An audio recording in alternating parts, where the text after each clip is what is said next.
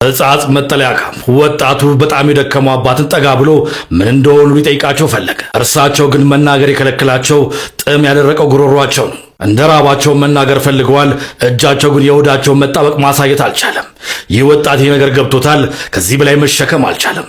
በእንባም ይህን ሁኔታ በዚህ መልኩ ለቀቀው። ሌላኛው ወጣት በእድሜ ጸና ያሉ እናትን ምን ሆኖ ነው ይላቸዋል። እርሳቸውም ጠማኝ ይላሉ። ይህ ሁሉ እየሆነ ያለው በሀገራችን ትግራይ ውስጥ ነው።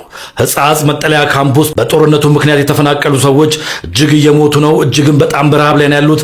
አሁን ያሉበት ሁኔታ እጅግ በጣም አሳሳቢ ነው። ወጣቱ ትውልድ ቤተሰቡን፣ ወገኑን ሊረዳ ሞከረ፣ ነገር ግን አልቻለም። የሚችለውን አደረገ፣ የማይችለውን በእንባ ተቀበለው። ምክንያቱ ደግሞ ወገኖቹ በረሃብ እየሞቱ ነው።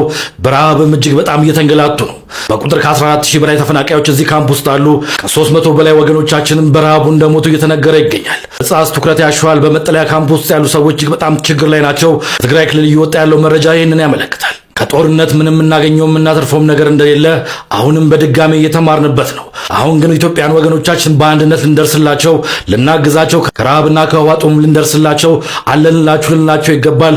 ወገኖቻችንን እናድን። የሕፃጽ መጠለያ ካምፕን ጨምሮ የተለያዩ መጠለያ ካምፕ ውስጥ ያሉ ወገኖቻችን አሁንም ትኩረት ይሻቸዋል፣ ትኩረት ይፈልጋሉ። ሕይወት እናድን፣ ዜጎቻችንን እንታደግላለሁ። ይህ የሚኖር ሕይወት ነው። ሰላም